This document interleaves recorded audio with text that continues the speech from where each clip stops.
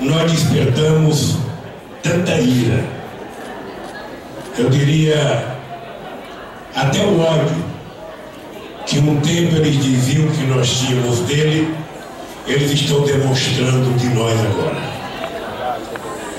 E eu acho que se a gente tiver o cuidado de conversar com o povo, a gente vai perceber que sempre foi assim. Eu acabei de ler a biografia do Getúlio Vargas. Ainda falta sair o último volume. Mas eu gostaria que as pessoas pudessem ler, para saber como é que foi tratado neste país aqueles que um dia ousaram a fazer alguma coisa pelo povo pobre desse país. Depois, se não estiverem contentes, vocês leiam a biografia do Juscelino Kubitschek. E depois, se não estiverem contentes, leia a biografia do João Goulart. E depois, se não estiverem contentes, leia a biografia do Marighella, que vocês vão compreender como é que uma parte da elite brasileira trata, ao longo da história, todos aqueles que um dia ousaram repartir as coisas deste país, mais ou menos de forma equânime. E é fácil compreender. Imaginem vocês, se a gente tem um bolo e a gente está numa festa que tem um bolo bem grande para 5 pessoas comer. Ora, todo mundo vai comer esse bolo até se fartar. Mas imagina se ao invés de 5 pessoas tiverem 50, vai diminuir a parte desse bolo. Imagina se ao invés de 50 tiverem 200 milhões de brasileiros querendo participar desse bolo que é o resultado da riqueza deste país. Na medida em que a parte mais pobre da população entra na sala para comer o bolo, significa que vai sobrar um pouquinho menos para eles comerem. E é isso que eles não aceitam. Não é que nós estamos tirando deles, é que nós apenas queremos comer a parte que nós temos direito, porque somos brasileiros e construímos a riqueza deste país. Esse é o dado mais grave deste país. Eu conto sempre, Rui, em São Paulo, perto de Ribeirão Preto, tem uma cidade que é a cidade industrial chamada Sertãozinho. E Ribeirão Preto era uma cidade muito imponente, muito importante. E no tempo do governo Adhemar de Barros, tinha uma escola muito famosa em Ribeirão Preto, que era uma famosa escola chamada Dom Pedro II. E o Adhemar de Barros, naquela época, resolveu fazer uma escola igual a Dom Pedro II na cidade de Sertãozinho. Você sabe que a elite de Ribeirão Preto se revoltou porque não admitia que uma cidade pequena do interior tivesse uma réplica da escola de elite que tinha em Ribeirão Preto.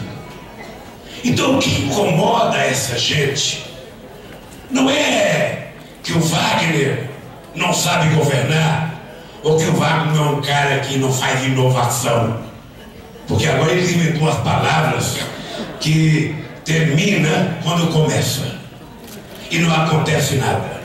Choque de gestão é a maior balela que eu já vi neste país, porque toda vez que alguém fala em choque de gestão, o resultado é corte de salário e de despesa de trabalhador na maioria dos estados brasileiros, que os governadores falam em cidades que tinha 100, 150, 200 pessoas na porta do prefeito.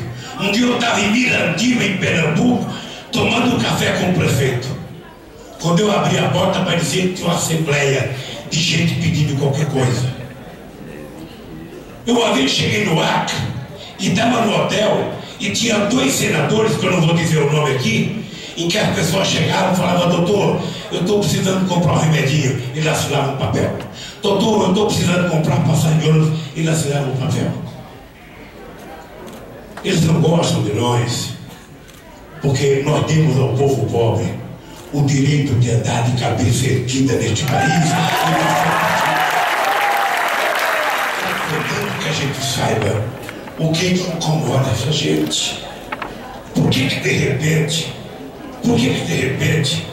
a Dilma não é nenhuma nordestina? A Dilma não é um retirante nordestino que eles poderiam ter preconceito? A Dilma é uma mulher bem formada. A Dilma é uma economista de qualidade na Unicamp. É uma mulher que tem história. Por que tanto ódio? O ódio não é contra a Dilma. O ódio é contra o projeto de Aguilar. O ódio é contra o que nós apresentamos neste país. Ah, vocês não sabem. Em Buenos Aires, quando o Perón conseguiu, em função da Segunda Guerra Mundial, fazer a Argentina ser a segunda economia do mundo, quando os pobres da Argentina conseguiram ir na praça que a classe média alta ia, a classe média alta reagiu ao fato dos pobres estarem andando no espaço que era da elite. Gente, lá em São Paulo, muitas vezes,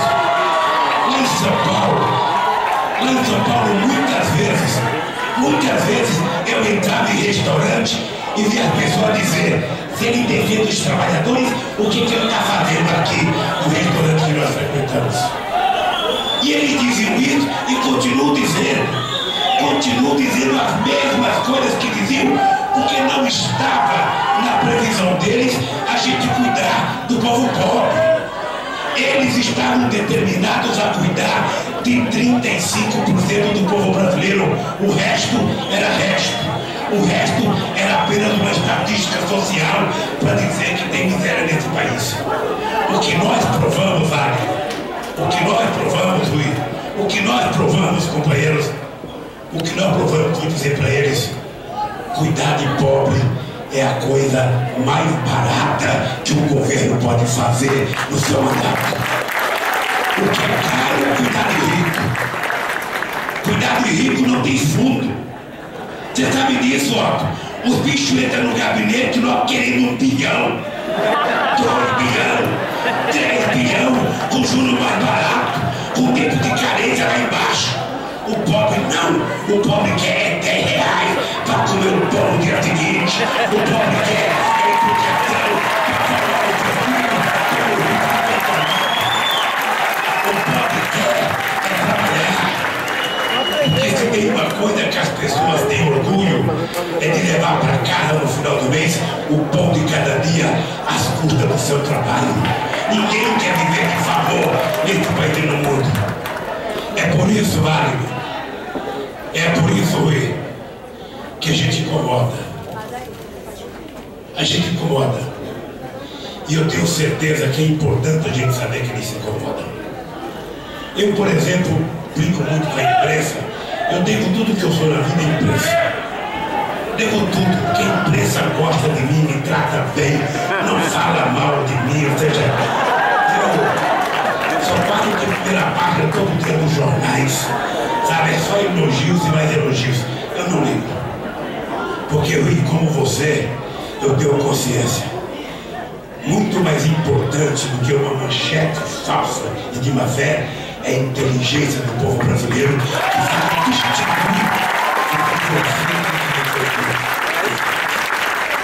Eu sei como as pessoas ficam incomodadas. O pobre está andando de carro. Onde já viu o pobre querer complicar? Onde já se viu, Wagner? Onde já se viu a gente provar neste país que era possível aumentar o salário mínimo sem botar inflação?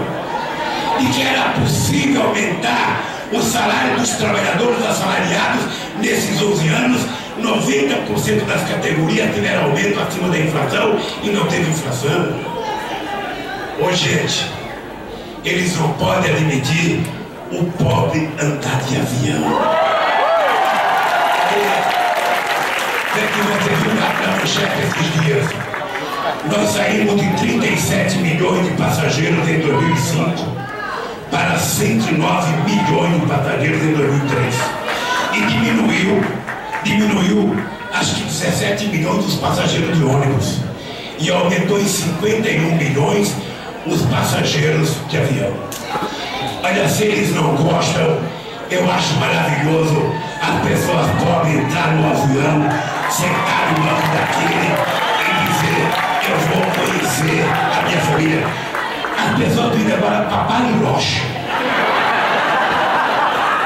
Meu filho, pensa que nós nascemos para ser tratados com coisa de segunda, não. Eles pensam que nós, que a classe trabalhadora, que a classe média baixa, que o povo pobre gosta de coisa de segunda.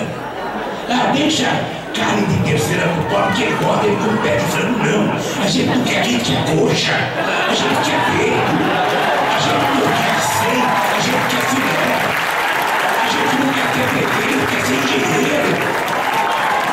A gente quer evoluir. E uma coisa extraordinária, Wagner, é o seguinte: antigamente, quando eu comecei na presidenta, a gente ia para uma cidade qualquer, os prefeitos ficavam pedindo ajuda financeira. Agora não, Wagner.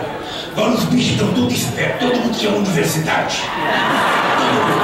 Aonde você chega, as pessoas querem uma escola técnica ou uma universidade. Agora mesmo eu estou vendo aqui, os caras estão querendo até a Universidade do Cival.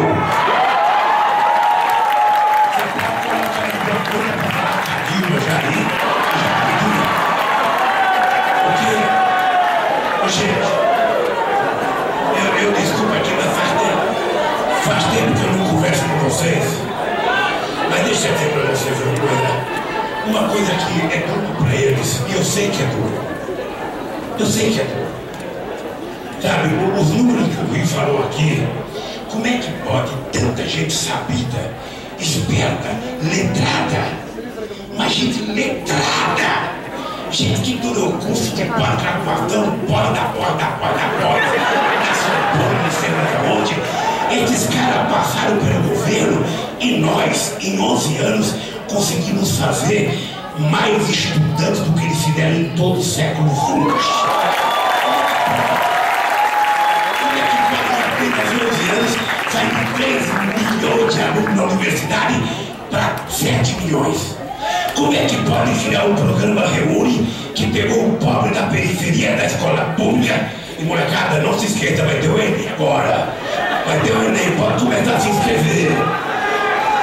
Como é que pode a gente criar um programa para levar as meninas e os meninos da periferia para a escola e em 11 anos colocar 1.300.000 jovens da periferia dentro da universidade, dos quais há 40% meninas e meninos negros desse país?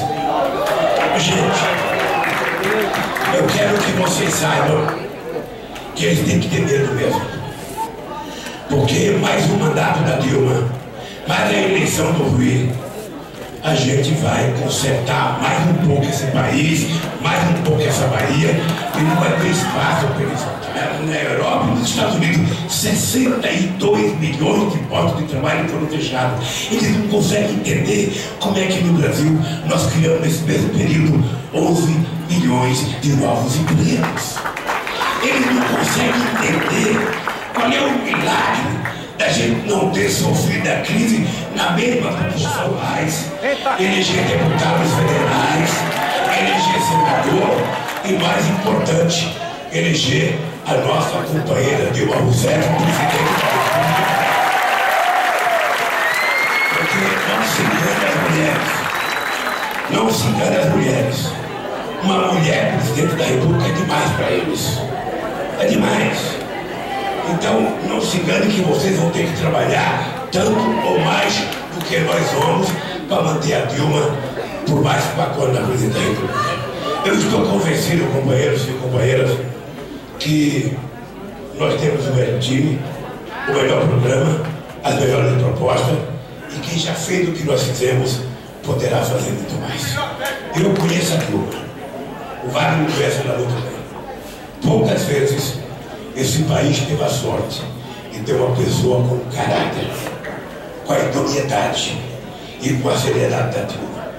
Muitas vezes as pessoas falam, mas ela não ri, ela não conversa tanto quanto o Lula, não é para conversar, não. A mulher tem que ficar regando os dedos, não.